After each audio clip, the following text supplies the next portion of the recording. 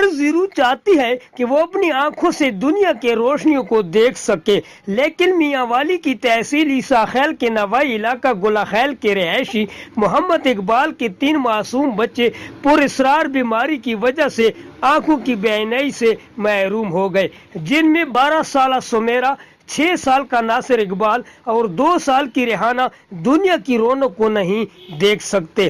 300 روپے دہاڑی کمانے والے محمد اقبال نے اپنی تمام تر جمع پونجی بچوں کے علاج معالجے پر خرچ کر دی، مگر افاقہ نہ ہو سکا۔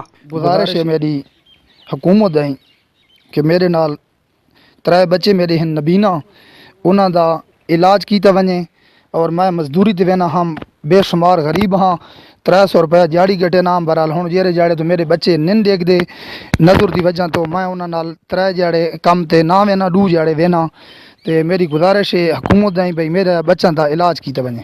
اس غریب خاندان پر بے رحم غربت کے بادل اس طرح چھائے ہوئے ہیں کہ بچوں کا علاج تو درکنار، 2 وقت کی روٹی بھی میسر نہیں۔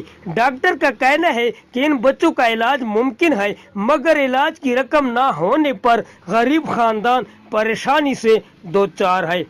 غریب خاندان نے وزیر اعظم عمران خان، وزیر اعلیٰ پنجاب عثمان بزدار اور مخیر حضرات سے امداد کی اپیل کی ہے۔ کیمرہ مین نور پراچا کے ساتھ اسماعیل پراچا، سٹی نیوز، عیسیٰ خیل۔ ہم لاتے ہیں ٹاپ نیوز، آپ کے فیورٹ ٹاک شوز اور انلمیٹڈ انٹرٹینمنٹ صرف یوٹیوب پر۔